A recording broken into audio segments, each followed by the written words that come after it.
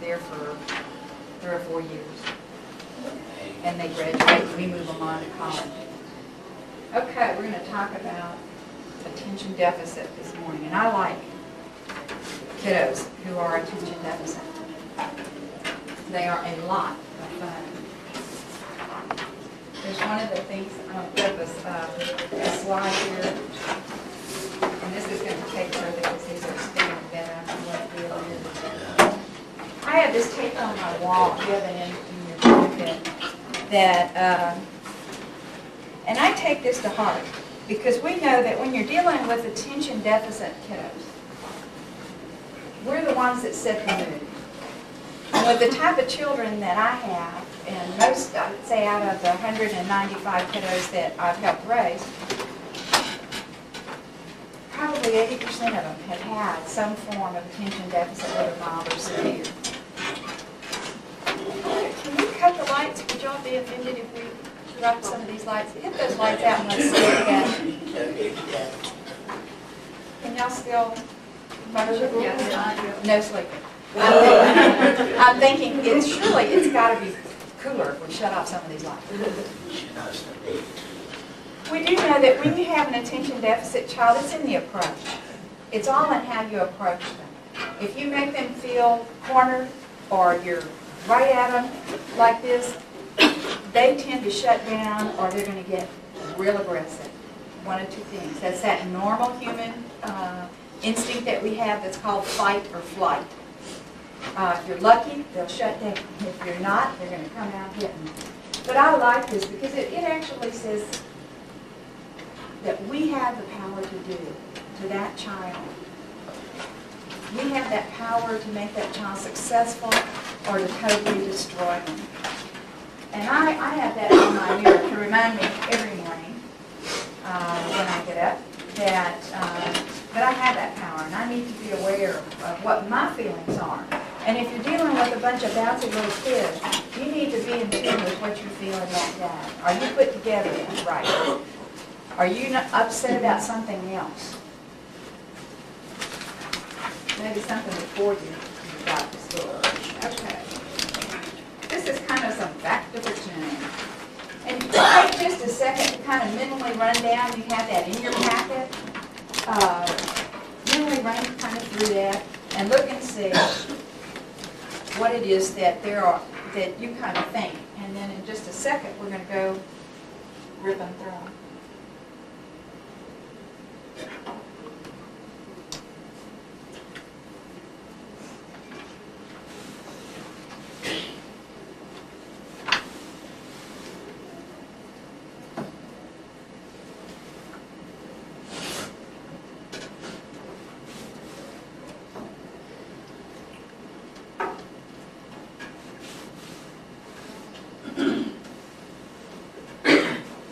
Y'all had a chance to kind of read down through them? Okay. Everyone with ADD is hyper. True or false? It's fiction. Not everybody with ADD is hyper. We miss a good amount of the girls, especially because we know that boys, they say there are 5 to 3 or 2 ratio. Boys more than girls, and that's because most of the time boys tend to be a little more hyperactive. I think it's about equal, really, because I think we're missing some of these girls that aren't hyper. You don't catch them until they get up into high school or into adulthood. All children with ADD tend to develop early. They walk, they talk. Believe it or not, that's true. It is true. They tend to want to run. They don't crawl, they go. They don't just learn to speak, they yammer on. In order to have ADD, you must be diagnosed at an early age. That's fiction. We know that just because they didn't catch it doesn't mean you don't have it. Okay. People with severe ADD tend to have problems sleeping. Is that a fact? That's a fact. That's me. If you notice it says severe is the kicker. People with severe ADD have trouble turning their brains off. They just cannot shut it off and all when they go to bed at night. And so they're restless. Their body is still just like this on the inside, and they're trying to shut it all down. ADDs are extremely independent at an early age. That's a fact. Most toddlers will run and check in with their moms and then go play and run and check. It's the mom that's running to check on the ADD kid. Okay, most ADDs have attended more than 2 daycare centers. Fiction. You think so? That's a fact. That's a fact. I can point to probably 4 or 5 5-year-olds that I started out with them, and at one time, all of them, there wasn't one of the 5 that hadn't gone through at least 20 daycares. One of them went through 25 daycare in one summer. It's wild. So, come on. So, they tend to go through daycare, not as fast, KR, open the door, not as fast as they did before in the past, because y'all are like coming together and learning and getting an idea on it, you know how to deal with it. But in the beginning, it was like, I need for y'all to sit over here. There's a seat here in the front, there's a seat here, and there's a seat there at that table, there's a seat right here.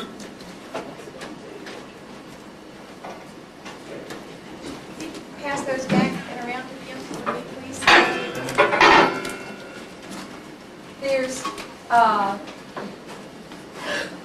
like I said, we don't see it quite as fast. They're not being bounced quite as fast now because y'all are getting a lot more knowledgeable and you know how to deal with them.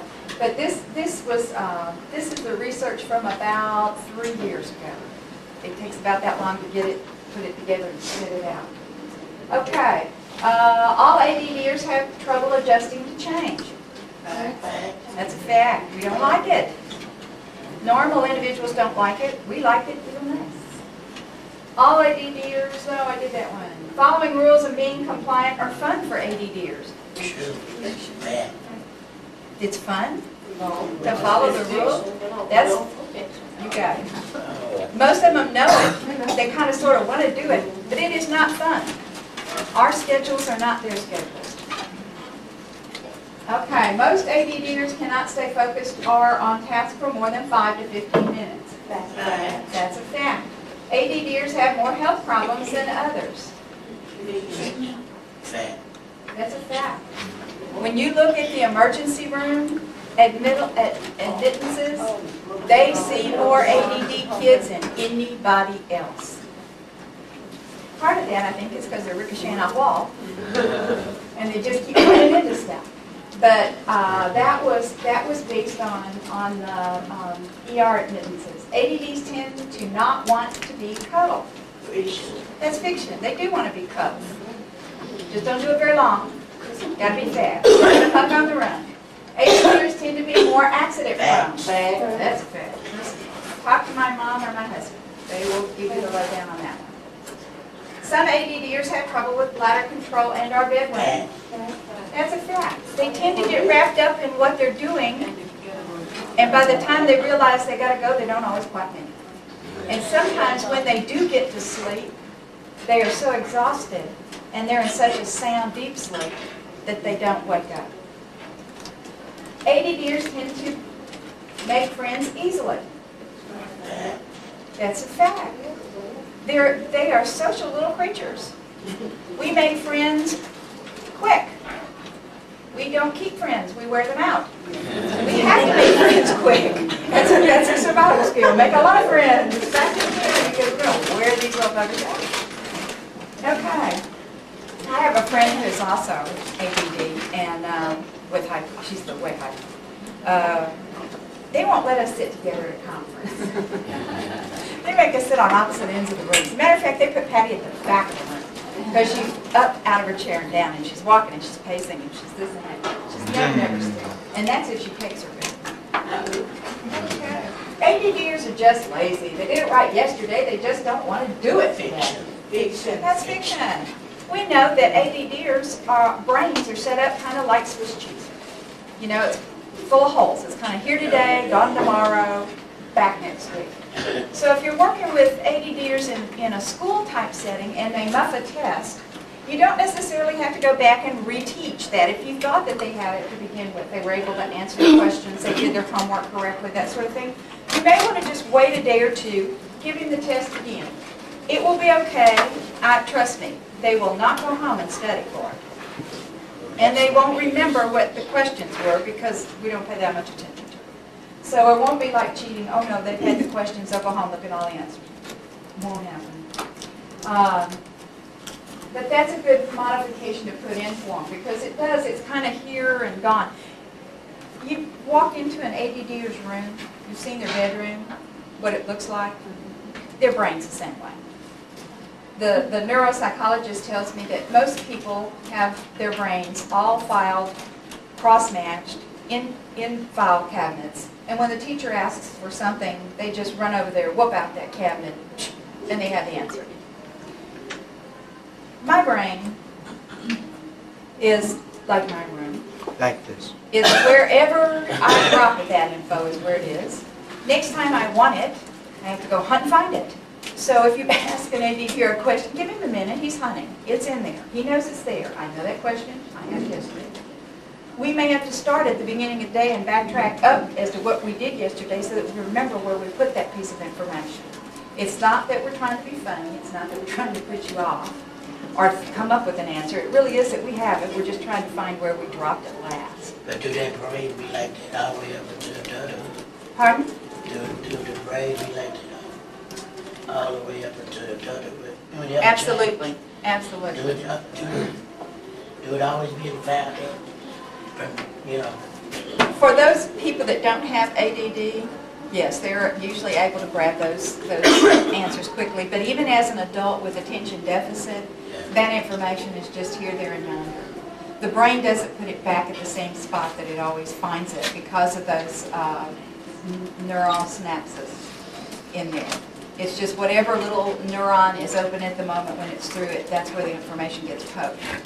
And so if that neuron is closed off and another section's open, that's where he's going to start hunting. And then he just goes, you know, to find it. So in other words, they'll be rambling the whole lifespan, right?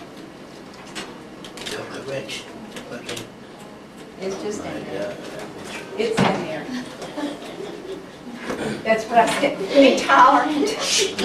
My husband looks at there and he says, can you not start from this spot? I know it happened before yesterday at noon when you were in the kitchen. Can you start looking for it from there? I don't have all day if you don't have to descend on this. ADD disappears during adolescence or adulthood. God, I wish. No, it's there. It's an ongoing little thing. All the pardon? Some of it goes good. No, you learn coping skills. It does not ever go away. But if you learn good coping skills, you know how then to control it rather than it controlling you. And that's what we're going to get to later on in there. In order for the ADD to get help from their schools, to be on meds. Fiction. There are some that should never be on meds. There are some that you better get on meds because you're never going to get them still enough, focused enough to be able to get the information in there. Meds should only be used, realistically, if you're doing the job you're supposed to do, meds should only be used early on. And don't give them too many meds. That's right. Don't give them too many meds too fast. Don't bounce them real fast from one to another. You want to be able to look at medication appropriately, find out what is best that you and your doctor decide, and then work with the schools and at home and with your doctor to teach those coping skills that they're going to need in order to get off those meds. The idea is to use meds just to get focused long enough for you to teach them some coping skills, then get off. What usually happens is we medicate our children, or we over-medicate sometimes, and nobody teaches them a coping skill, and so we're medicating them for years and years and years down the road. What we need to look at is teaching the coping skills, and then it's just kind of like you use the Ritalin or Adderall or Cylert or whatever your choice is. I say Ritalin because usually that's the first line of defense. right now, if I'm gonna do something, or I have a big project, and I don't wanna go to my office, if it gets way crazy, and I don't wanna go into my office, I need for you guys to sit over here so that you're not in front of the camera. We'll have the vacuum.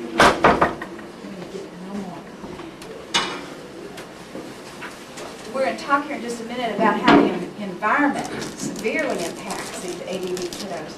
And if your office is way crazy, or if you're overstressed about getting a project that just seems so overwhelming, that's the time as an adolescent or an adult to take that Ritalin, get focused, and get started. That's why a lot of doctors like to just give Ritalin when they're beginning, is in the morning, just to jumpstart them. Let's see if we can get them started and then get on with it. If not, then we'll hit them again at noon. And we'll start working on some coping skills. But the idea is to use the meds only to get them started. Teach them the coping skills that they've got to have. In order for ADDers to get help from their school, they must be under the special education department. Fiction. It's fiction. We have 504, which is the Americans with Disabilities Act. And Section 504 in there says that as professionals, we need to do whatever we can to help any child be successful in the classroom, especially a child with a disability. So before you look at special education, you should always be looking at 504 and seeing what can we do in the classroom. And the majority of teachers are good, sound teachers, and they're going to be doing a lot of that ahead of time. They're going to shorten spelling tests. They're going to, extend time. They're going to swap seating around. They're going to do all those kind of things. Okay. ADD can be treated by diet. Fiction. They are fact. Fiction. I will tell you what they say. They say that it is fiction. It is so close when you look at the raw data. I don't know how they came up to that conclusion. When my child was growing up, they used to say, oh, sugar, well, send them over the edge. No sugar, no sugar, no sugar. And no caffeine, and all this has to be all natural, and oh, Lord. Made me crazy. I had to cook for him and get everything stabilized. I didn't know how we survived back then. Because this is like in the early 70s. And then they came up like in the late 80s and turned everything around and said, we've tracked these kiddos, and their outcomes are no That's when I different came along. than anybody else. Yeah, that's when KR came along. So poor KR, he's just been sugared and caffeine, and we just, we like them. ADDers tend to have more traffic tickets and accidents. Fiction. That's a fact. As adolescents, let me tell you. And what's surprising, the majority of them are not their fault. But they tend not to be good defensive drivers. And that's the piece that they're lacking, because they're focusing, remember, on driving or getting where they're going. They're trusting you to be doing the same thing. So they're just watching what they're doing. And we all know that in order to be safe and not squashed in Dallas, you better be watching you and him and them and the car that's coming up and the person that's turning up there. That's how come they end up in so many accidents. A good amount of them really aren't their fault, but they're not real good defensive drivers. They tend to do a lot of curves. I think there must be something with depth perception or something. They tend to go boom, boom over the curve, cut too short. ADDers are easily diagnosed by professionals. That's fiction. Used to irritate me to death. I'd take King Allen into the doctor, and he would be so enthralled with all the stuff that he was perfect. And the doctor said, "You're crazy, Susan." And I thought, there's something wrong with this picture. Because I know this kid rips through the house like there's nothing, and his teachers, start threatening to start having to take Valium just to show up. So one of the things we did was, I didn't give him his Ritalin for 2 days. And I made sure that I went at a time when he was going to be cranky right before lunch. And I showed up. I made sure we were the last appointment of his day before he broke to go to the hospital. Well, within a short amount of time of being there, KR had arranged all the potted plants in the middle of the room, tumped over all the chairs and got everything cut. He's had his own personal jungle going here. All the other little kids were herded off into a corner, terrified, I'm sure, and the moms were just sitting there with their mouths open. This must have taken less than 7 minutes. And the lady came out, or the nurse came out to call back the next patient, and she said, "Oh, Kenny's here. Okay. Why don't we go ahead and put Kenny in this room here? You know, let's isolate this disaster." You know? Of course, when he was in there, he undid everything, pulled everything out of the drawers. I just sat there. And when the doctor walked in, he said, "Whoa, what happened here?" And I said, "This is our dad, unmedicated. At home, he's like this, even if it was." So, understand that it only took 7 minutes for the entryway, and this has been less than 5, so you're in the good shape. Give him another 5 minutes, and we'd have probably had to rebuild. The kid was fast. So how do you get the jump out? We're going to take a poll here. How many of you here are in the public or private schools? Okay, we have 2. How many here are here because you're with daycare or something of that nature? Golly. Is that everybody else? So we're mostly daycare, okay. It works both ways. These words here are kind of like, they're mine. If I go through this and one of my handouts skips over a page that you've got, I need to stop and just mention it. I think one of the pages you have, okay, talks about things that happen in infancy, okay, and that sort of thing. And I thought maybe y'all could just read that. That gives you kind of a breakdown and looking at development characteristics, what to look for, that kind of thing. So we've jumped over the next thing. Okay, crowd control. We look at, when you come in and you're setting up a daycare situation, and I taught pre-K for years, and then as some of my friends said, I went out and got a real job.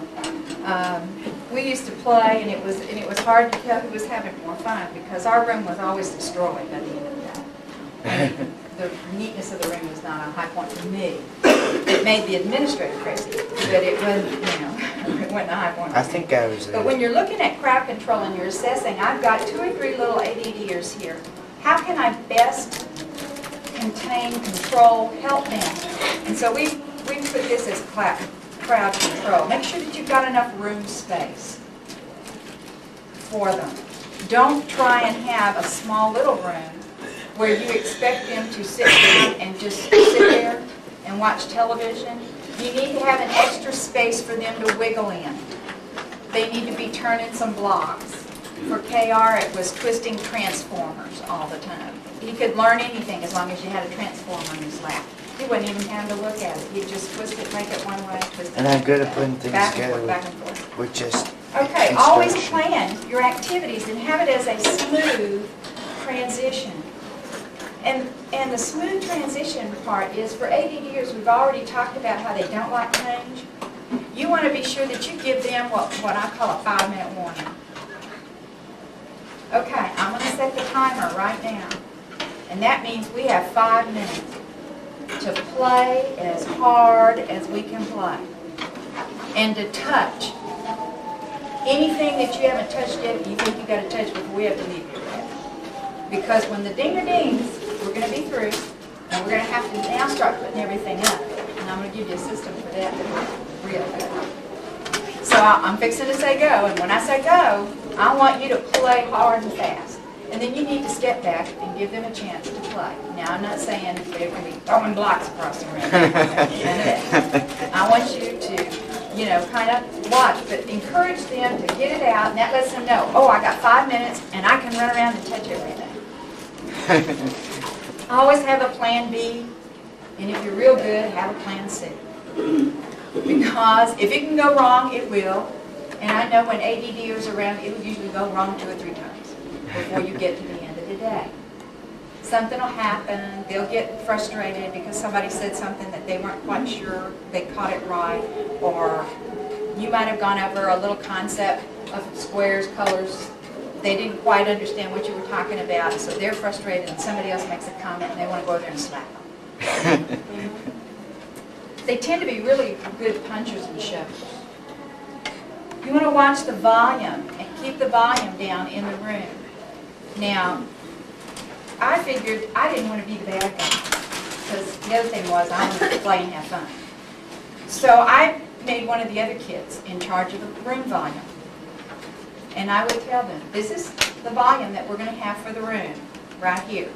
And we would all hum up to where we need to be.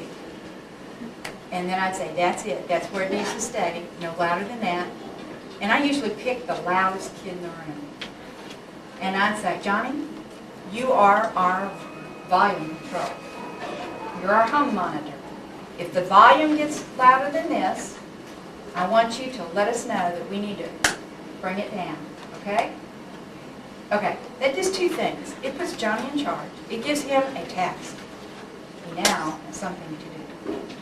And he is going to focus on the noise. If he's going to miss it a few times, and I'd have to say, Johnny, are we on volume? Are we okay? And he'll listen, he'll say, no, I think we've sneaked above it. Or he'll say, no, I think y'all are too loud. I tried to tell you, but you weren't watching.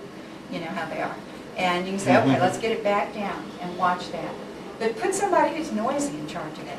Let them begin to look. It helps watch their volume as well. Give outline and guidelines for the day. ADDers do not like change, remember. We don't like surprise. Even a surprise birthday party freaks us out. You know, we like the thought, but it makes us crazy. Look at giving them an outline. I used to stay up on the board. You know, we're going to start off in our circle time. And it would say circle time. They could say circle time. We put a circle around the clock. Circle time. Over there. And then we went to our colors, and that was our creative craft thing. We had a triangle and a circle and a square and a piece of scissors.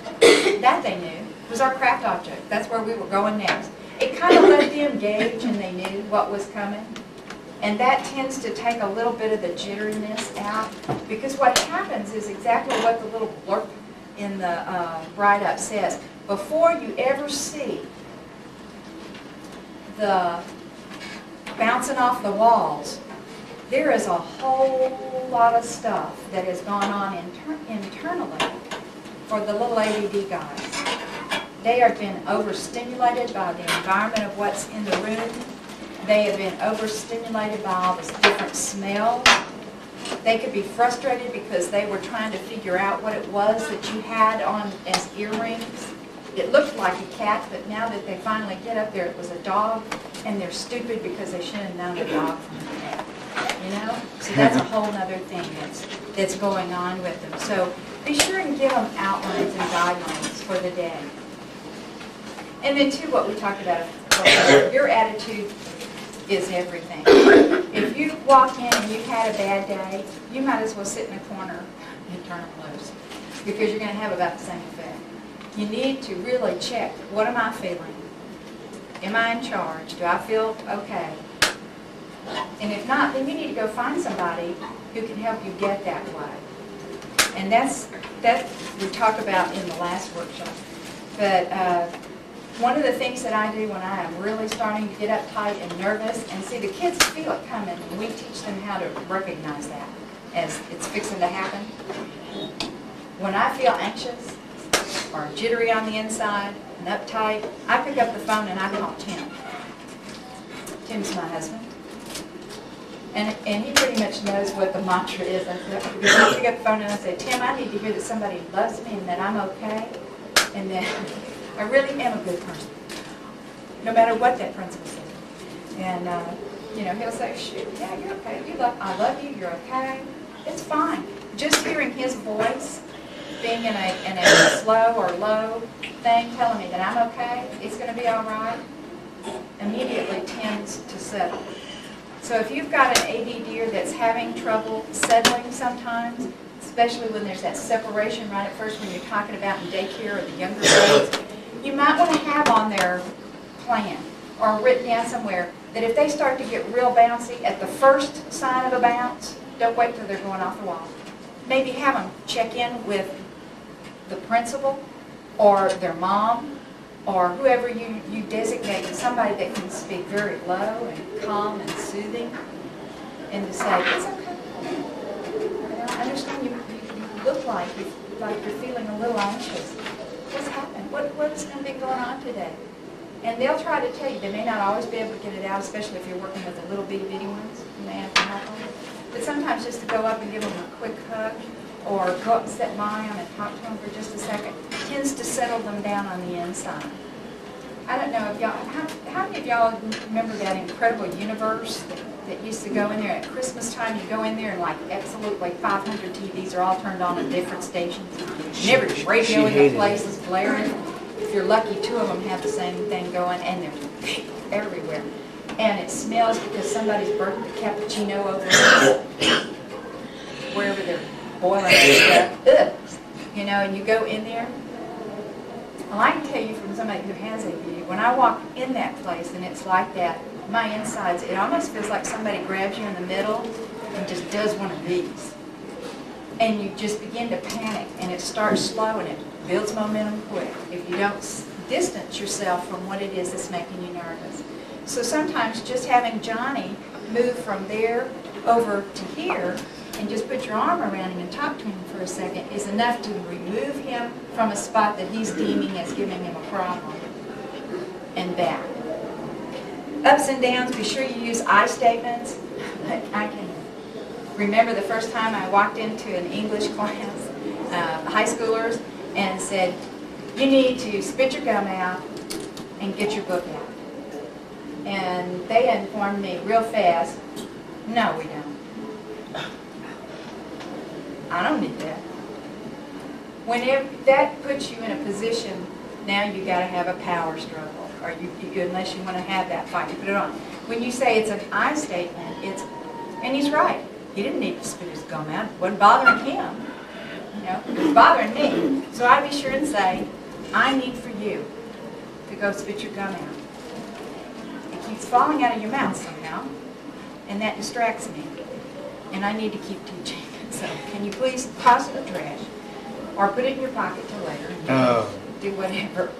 So be sure you want to use I statements. We have game fights. I always try to give the kids the benefit of the doubt. And when you're setting up a game or a situation, don't wait till the pieces come flying across the room, because by then it's too late. You've lost them. Watch, and as they're getting a little bouncy over there, walk over and always use as much humor as you can with them and say, whoa, I can see this game doesn't know how to play. He can't remember how many squares it's supposed to move. Let's put this game up for 5 minutes. Let's give it a timeout. It goes up on this shelf until it learns a better way to play. Get something else to play with. Kids are smart. They get the drift. It lets them save face. And notice they didn't have to go sit for 5 minutes. The game had to go sit for 5 minutes. They went and got something else and brought it out. After a little bit of that, what you start hearing is when somebody wants to nana about, you moved too many spaces, or that was my piece, put it back. You hear, you know what, Miss Susan's going to come over here. She's going to think this game doesn't know how to play right, and we're going to have to put it up. And I want to finish this game. Usually the one who's winning wants it. So they encourage each other then to play right, follow the rules. And that's where you want it to go. You want them to have the power and the say. Try to do things where you don't choose sides. Make it where they draw numbers out of a pot. Everybody who has on red today, here, green, there. Try not to choose sides, because what usually happens if an ADDer doesn't get picked, and sometimes, you know, like we said, they have lots of friends, but they tend to wear them out. And they may not be the best of several things, and they tend to want to be, they're either picked first or they're picked last. It really sets up for rejection, not even if you don't have ADD. So try to find things where you don't have to choose sides. And give lots of praise. It says praise, praise, praise. You'll find that if you can praise kids, you don't have to say don't or no. The more you praise, everybody else catches on. And that's what they want to do. And that's what they come in line for. And see, every now and again they'll slip back just to see. They're testing you. Is she going to get me or not? Look for group games with no winners, you know, and that's where I said down there, never choose sides. You want to have a win-win, not a lose-lose. We're in here till when? Do we know? At 10 o'clock? 10:15? Be sure to use humor whenever possible and stay away from sarcasm. ADDers tend not to catch the sarcasm.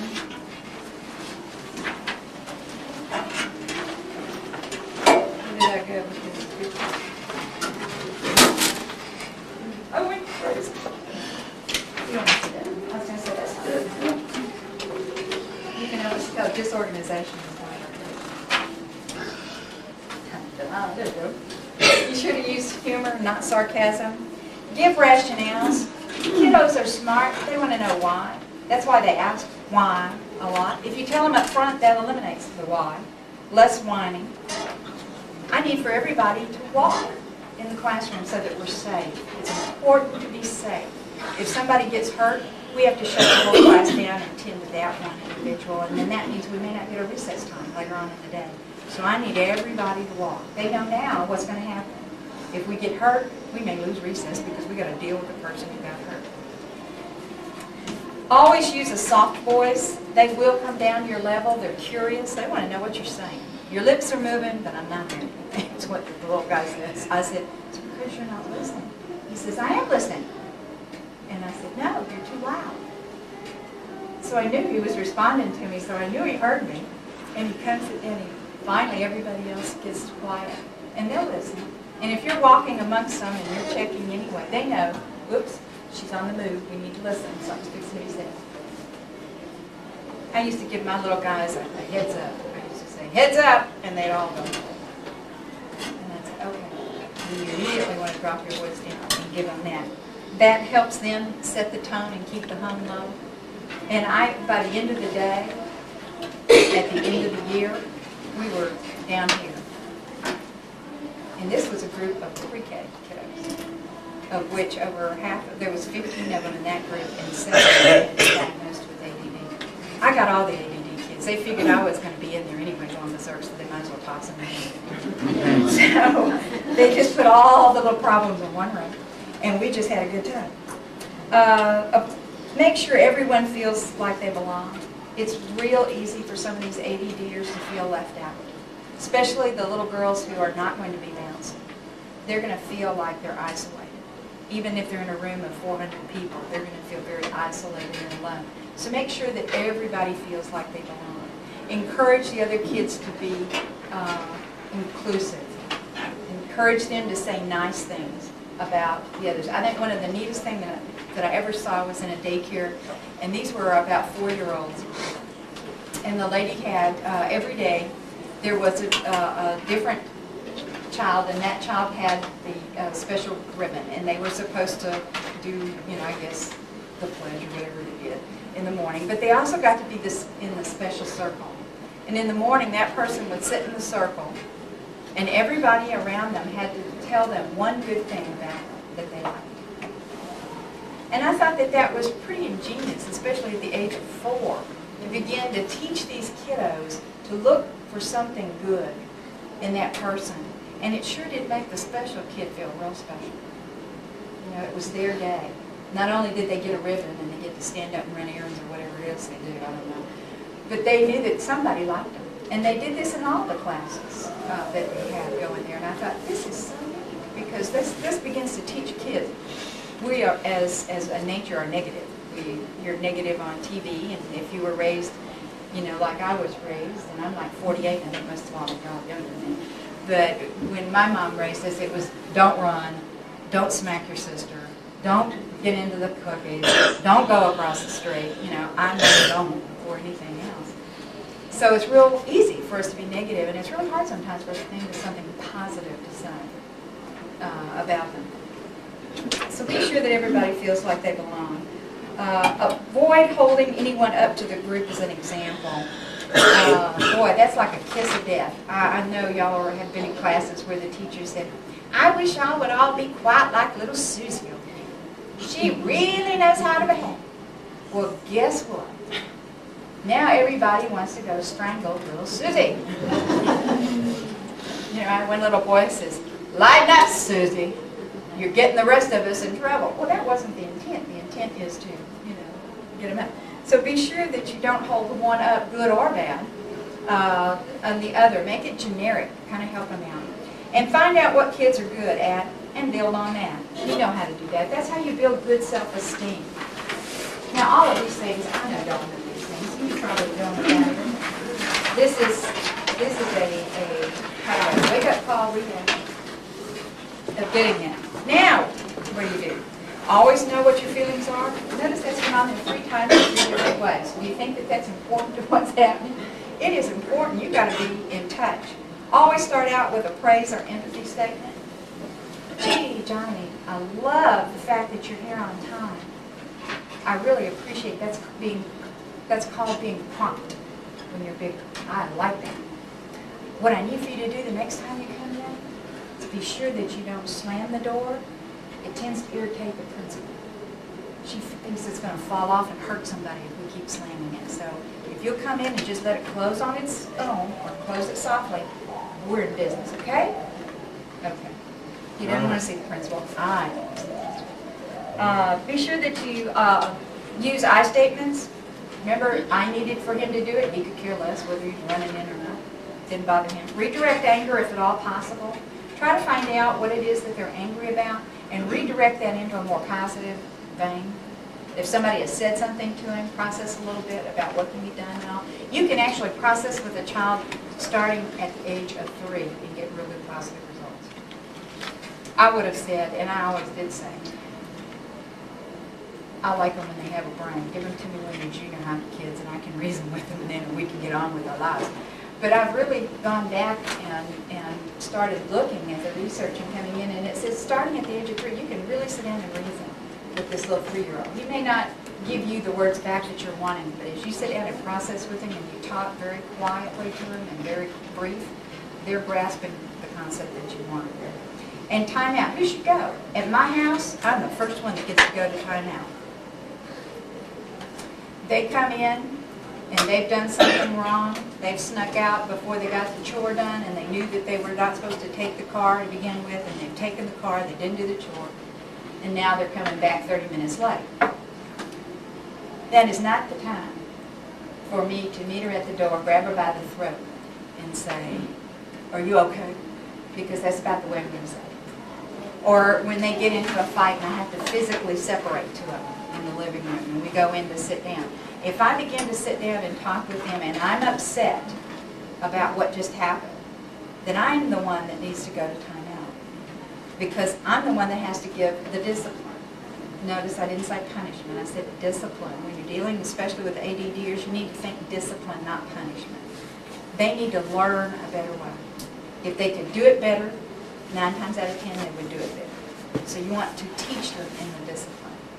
Make things that are logical and natural in your consequences. And sometimes when you're angry or upset, you don't think logically or naturally. I wanted to kill her. Tim said that wasn't an option. So I said, I'm going to take 5 minutes. And in my house I go to the bathroom because it's one of the rooms that has a lock on it.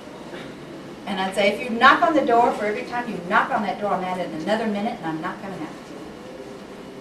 So I'll go to the bathroom, and they're sitting there at the table.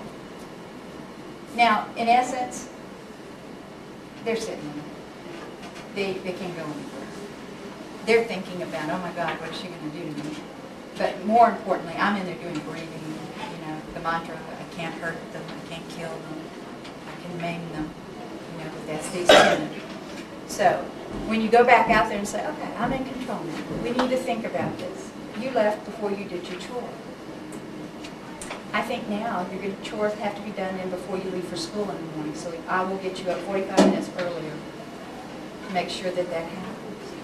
And you also took the car. You knew that that was not to be happening. So I want your car keys and your driver's license. And you won't have them for whatever time period you decide. And at our house, it's an automatic. If you're late for curfew, you have to come in an hour earlier. You're late again, you come in another hour earlier. After that, you're grounded. I mean, your life is over. You're not going anywhere. That's what the girls say.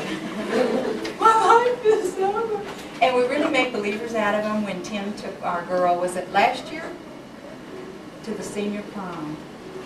Drove her and her dad in the minivan. Angie. She said, "You're not even going to get on limo." He said, "I'm not paying for no limo. I was here on time." It was you that wasn't here. And we go in this Susie's truck. It looks a little nicer than this radio minivan. And the radio minivan really did look nice, but it was like a minivan. She said, they're taking pictures. It's and like we have Academy since Awards, 95. you know. And she could have gotten an Oscar. I'm telling you. She was so dramatic. But when you give them a chance to be on time, and they muff it, and you give them another chance, and they muff it, and you work with them, and they, are struggling, and you give them more opportunities, and they muff. And Tim finally said, this happens absolutely every single time. So what we need to do is adjust. And the way we're going to adjust is if you miss your next curfew, then the prom is out, because I know I can't trust you to get there yet. That ain't happening. And she just didn't take that part. And so it was like, oh, Major, call the caseworker, Call CPS, call juvenile. Put me in the jail. Because she just knew that we could not take her in a red meeting. But we did. Tim did compromise, though. He let her off at the end of the block. Her and her date walked the block. And he picked them up. If you can believe this, they were at Union Station. It was gorgeous, and they had a red carpet out there. I mean, it was awesome. And then they might have that next year. Valet parking. It was too cool. And they went over and they got on and they took the light rail. And Tim picked them up at the Mockingbird station. Tim was there to watch them come out to make sure that they were there. He says, "Please don't let me have to come in and get you." He says, "Because I won't have time to change clothes." And you'd have to know, Tim, we were on Butler campus for a lot of years, and they used to give directions based on the kind of pants that Tim had on for the day. Go out there to that guy who has the psychedelic green jeans on and hook a left. Or, he has, he loves to go to the fabric store and buy big old bolts of fabric, and then I make him jeans and shorts, and the wilder the better. He is a product of the 60s. So he was telling her, he said, "Don't make me have to come in." It seems like it's fading from me. Yeah, he said, "Don't make me have to come in there and get you." Okay. Give them time. We talked about that. Try to make it fun. Nothing's worse to an ADDer than to be stuck in a very unfun situation. Because they will, by instinct, look for whatever's fun or funny about everything. You'll watch them, and they'll be over there, they'll chuckle. The rest of you don't have it, but that's okay. They're enjoying themselves. They can make fun. Never ask them to do anything that you're not willing to do yourself, because they're going to keep count. They sometimes can be very analytical little dudes. You want to be sure that you practice active listening. And the older they are, the more important that becomes. You need to listen with respect, and you need to be attentive. Don't be listening to Johnny while you're watching Susie over there. Give him your attention. Reflect back what the other person said. Okay, Johnny, so if I heard what you said, you're telling me that Jimmy bit you? Yes, I have bite marks all over my arm. Okay. What happened? He bit me. Oh, okay. What happened right before that? With ADDers, you never get the story start to finish. You get it finish to start. So just keep backing it up. They don't necessarily, lies. They just tell the last piece of info that was there.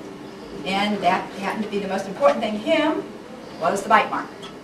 So you just keep backing it up, and soon you probably hear that, well, Johnny got bit, but Jimmy got punched because Johnny was called a name because Jimmy looked at him funny, So you got there. Now you know how to process it back. What could you have done differently to keep Jimmy from biting you? Jimmy, why did you call Johnny this name? What happened? What other name could you call Johnny? Please try to make it positive. because they don't always, Well, besides being a nerd and a do-brain. Be receptive, encourage talking. ADDers sometimes don't do a lot of talk. Once they start, they never stop. But you want to encourage to get that story, help them process it. Try to emphasize. Sometimes it's hard, especially at the end of the day, and you're looking at a destroyed room, and then you accept the fact that kids are complainers, let them get their grievances off their chest. A lot of times, they just want to tell you. You don't have to solve their problem. They just want to come in and nan-nan somebody, and you just look like the one in charge. So let them nan-nan. If they're older, you can put somebody in charge to be nan-nan. And there are times when I feel like I'm like that. I'm one of them. Yep. Be brief. We have a half-minute rule, especially when they're small. Use iMessages. Be aware of your tone of voice. Be a teacher rather than a punisher. I've been in places where I thought that they were exterminators. They were like squashing everybody like bugs, And I thought, ooh, I wouldn't have survived here. I'd have had to go over and hurt somebody because she's making me nervous and I'm an adult. Be specific. Be aware of the kids' rules. They have rules that you know nothing about. This is just an understood thing. Nobody sits in the third chair. That chair belongs to Jimmy. Now, you didn't say that, but everybody knows that chair belongs to Jimmy. Why? Because Jimmy gets here and he sits in it. If he's late, he will yank you out and throw you. This is chair. It's like me and the Fonzie. He walks in and if somebody's at his table, what happens? Dive. They're all out. They know. They have their own little rules. Be aware what those are. Say what you mean and mean what you say. If you say you're going to get them, get them. If you're not, don't say it. Let it go. Look for them to be doing good things. Catch them being good, we say. Look for those good times. Sometimes you have to really look. Be positive. Make eye contact. And don't let problems go too long. If it's a problem that bothers you, deal with it. Don't let it go on and say, well, Johnny will be better tomorrow. And then what happens? You show up, Johnny's not better. And you're even more upset. That's how come we end up getting kids hurt.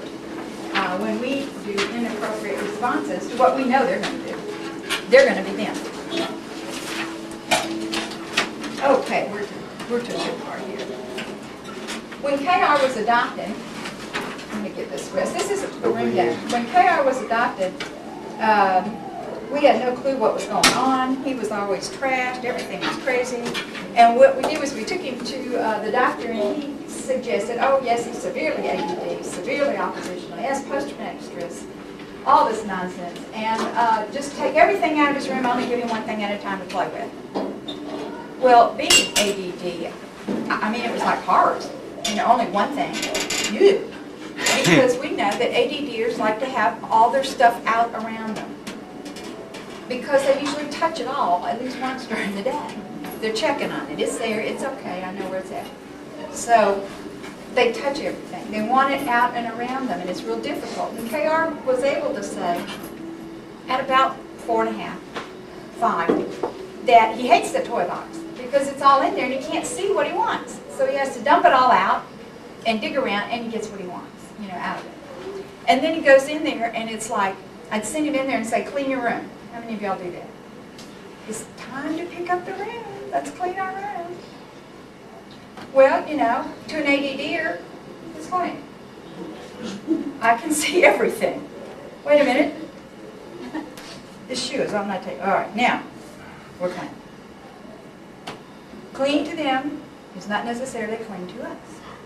As they get older, sometimes with the girls, when we have a clean room, I take a picture of it, a Polaroid.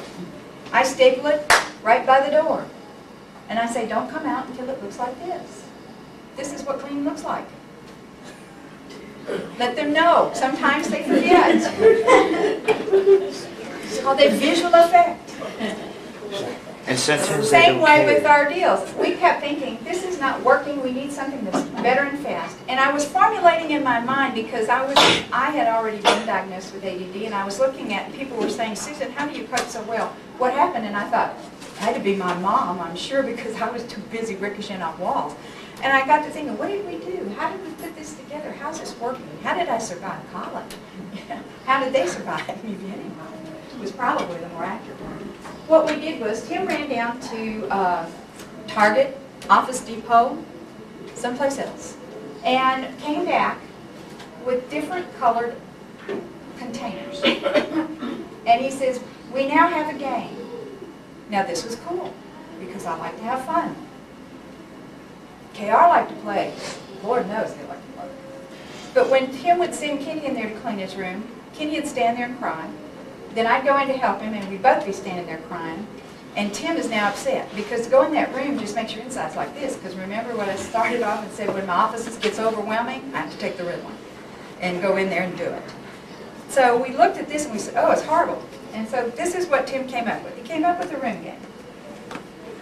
And I thought it was pretty cool. It didn't have very many rules, had a lot of fun to it. And we posted it on the wall. And the first thing you have to do is toss everything in the middle. You just got to make as big a pile as you can make. Well, that wasn't too bad. We could do this. We had one task. There was only one thing we had to do. Throw everything in the middle. That we could do. Then the collector got to sit on the bed. And since I was the oldest and I was the mom, I got to be the collector.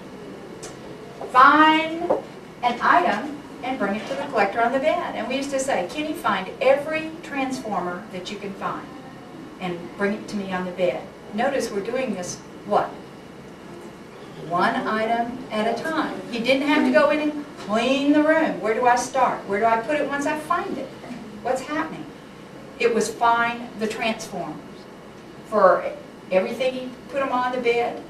Then he had a white box that was designated as transformers, and we had a picture on it of a transformer. He took everything into the box. The collector looks for items. If I found a transformer that he missed, it got to be mine for 24 hours. And after we finished doing the room, one item at a time, we got to pick a privilege. And these were the privileges that Kenny wanted. He wanted 30 minutes of video time, 30 minutes of computer time, 30 minutes of Nintendo, an hour of mom or dad to himself.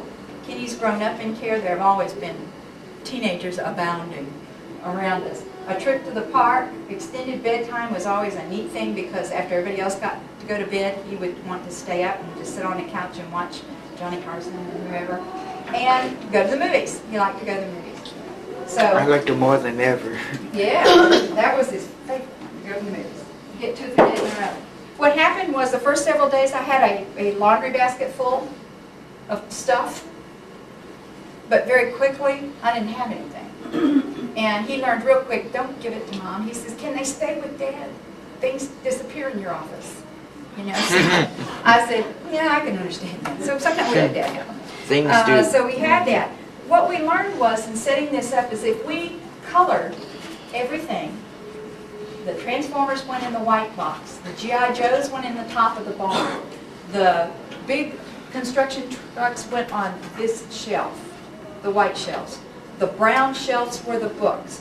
What we noticed was that now we're teaching organization. Some normal people, they say, from the time they're early on, their mothers can send them in there to clean their room. And they'll stand there and they'll figure it out. And they'll get it all put up. And they'll remember where it goes. And they can stick it on the same shelf every time. I am in awe of these people.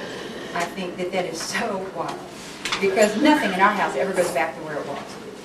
This works. As you begin to use this in your daycare center, let's put all of our puzzles in this box, let's put all on this shelf, and you begin to color code it. They pick it up, because what we know now, to go with what we didn't know while we were doing this, is that ADDers respond tremendously quickly to color.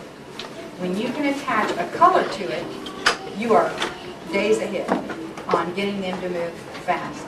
Plus, for whatever reason, organization is not something that they have. So they lose that piece, and now you're teaching them how to do it.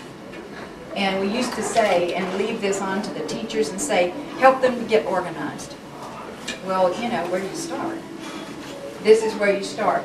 When he started school, we went and got his backpack, and we got colored folders. And we named each class a different color. And on the inside, It worked. it says, here it is, to do and done. So anything that has to do with history, he doesn't have to think about shoving it down in his backpack, and it's like the black hole of Calcutta, or worse, the locker.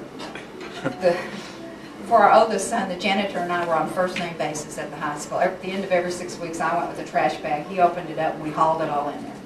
I'd go home lugging that trash bag, dump it out on the king-size bed, and our son and I would sit there, and we would sort papers and help put his notebooks together so that he could pass and get out of high school. It's not like that with me. No, thank God, we teaching Kenny right. We screwed up the first time. That's good about having boys 10 years apart. You can fix what you messed up the first time. Me and him are 10 years apart, but Although Brian it says that doesn't we give a kind of owe him more since he was the guinea pig for the experiments. Not the There's no guinea pig. experimental fees. But put to do and done. That means that if he's got to stick it in a folder or something like that, it goes over here. At the end of the day, when he gets home, I pull out his folders and I look at it. I look at this. What do we need to do with it? Do we need to finish it? Do I need to sign it? Does it need to go in your other notebooks or what?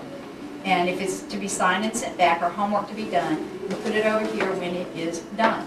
Now there is no doubt that it's done. It's over here. Close it up. When the teacher says, get out your history homework, he doesn't have to say, wait a minute, where is it? I had it. We did do that last night. My dog wouldn't eat it. I tried. You know, where is it? Where is it? We actually had the guinea pig peed on it one time. So we that only had teacher didn't two. want it. She just gave him an okay, you did it. Great for that. Those kind of things you want to use. The teachers will sometimes say, I don't like backpacks in my room. If you write it as part of your IEP, if they're in special ed, or if you put it in as a modification to help them out, they have to do that. And you hang it on the back of the chair. We don't want any teacher to be falling over stuff, especially if I'm in the room. Shopping with kids, this is fun. I love shopping. Oh boy. This is something you can share with your parents. And I thought before you go, you need to set the ground rules. You need to develop some sign language. The older kids and I, you have like an evil eye. You do not want to get an evil eye. That means whatever I'm doing, stop immediately, or she's coming over here. If you get an evil eye and you get one of these, you know that you had it. Not here in the store, but Mom will get you. So develop some sign language so that you don't have to yell, Johnny, if you pick up that cereal one more time. You know, and 800 people around you are saying, take the kid home. Pick a day when you feel rested. You'll have more patience. Nothing is worse than when you're tired or you're in a time crunch and you're going to go shop with this ADD kiddo or any little one. Ugh, it's kiss to death. Make sure the child's rested. If you're cranky, they're going to be cranky. And you want to eat. Why? Because that kind of settles everything but a candy bar. You know? They won't want the peanuts. They won't want cookies. As they go through. Give them the candy bar, dessert. If you're full, you tend to be a little more satisfied. Your blood sugar's up. You're in good shape. Look at that. At the store, make it fun. Give them something to do. I used to go stand at the end of the cereal line and say, I want a big box of Kix. I need Rice Krispies. And I need 2 different kinds of Chex Mix cereal. Turn them loose and let them do this. Now, if they're little, you can say, this is Kix. Can you get me that Kix box? And they get it. It involves them in what's happening. Nothing's more boring to a normal child, much less a kiddo with ADD, than to have to sit in the car or while you're out there having all the fun. You get to touch everything. You're not letting me touch anything. They're wanting to touch. Remember, they want to get in there and do it. Be ready at the checkout line. Be ready.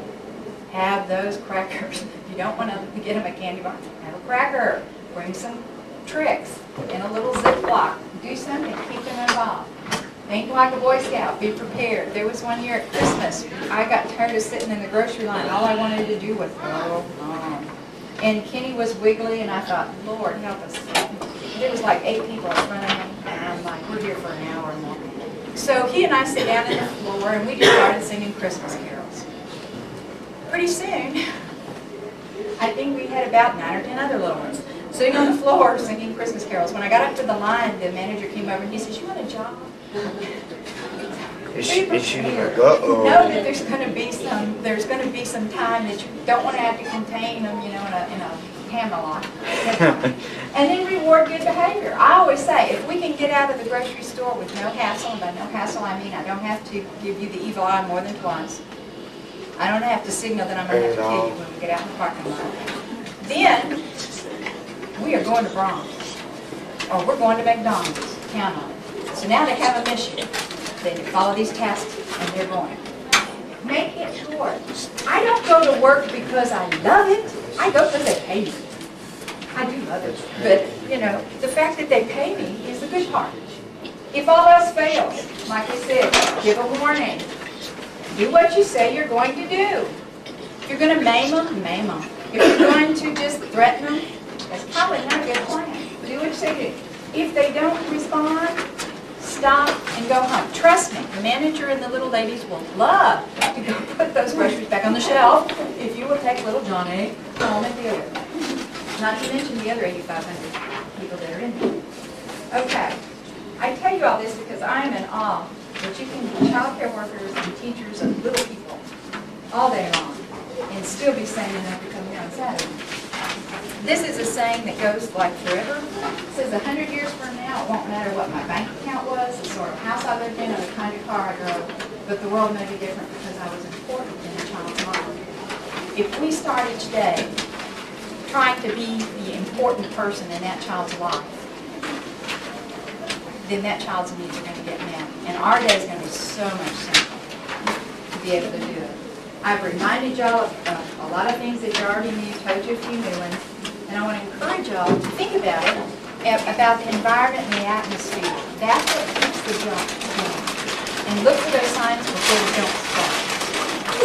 Okay, we have my watch says 5 minutes. Is there something that you came and needed to hear that I haven't covered?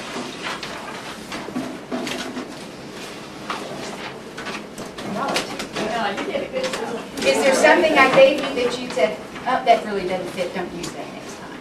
Because we're always rearranging what we're doing. Probably talk about fears. I noticed my grandson has a lot of fears. Anxiety is a big part of that attention deficit. That's what's actually starting first, is that anxiety in there. Somebody has a Jill in their desk. I know where it is. You know where it is? Oh, y'all look and see where the Jill is. Oh, and I have. Who has the Jill? Ah, you have the Jill. That's who kept falling out of the You bank. have the Jill. Now, the bigger question, do I have the prize? Okay.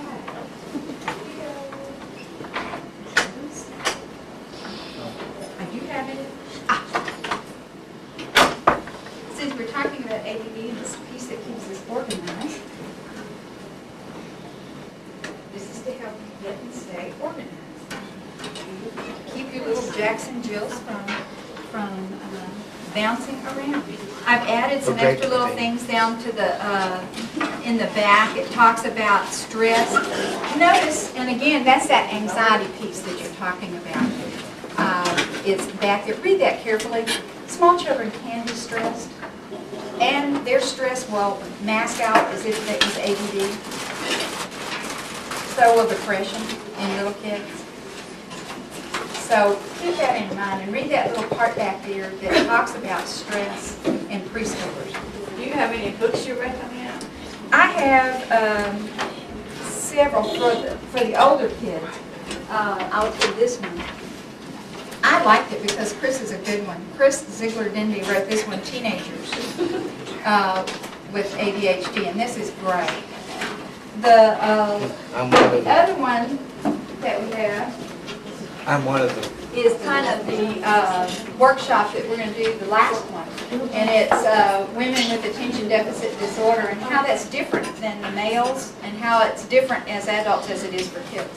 And Sari Solden wrote this one, and it is excellent, excellent. I've had teenagers come back crying, and they said, it's the only book I've read all year. And they said, now I know why. My brother has ADD and I have ADD, and it's not the same. He can do some things and I can't get it, and it's not happening. This is great. All the other little books, Barclay is a good one. All of his books are great.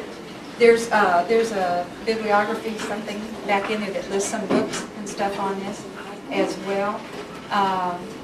But those are the two different for the older ones. There's not one written specifically, I don't think, for the little ones, little bitty ones. They kind of all center as they assume that you survive as a toddler. So if you survive as a toddler, they start talking about you when you get to school. So I'm hoping that there is, because there's been a push last year and this year especially, 0 to 3 for everything: mental health, ADHD, anxiety, childhood depression. So I'm going to let y'all go. It says 10:15 on the dot.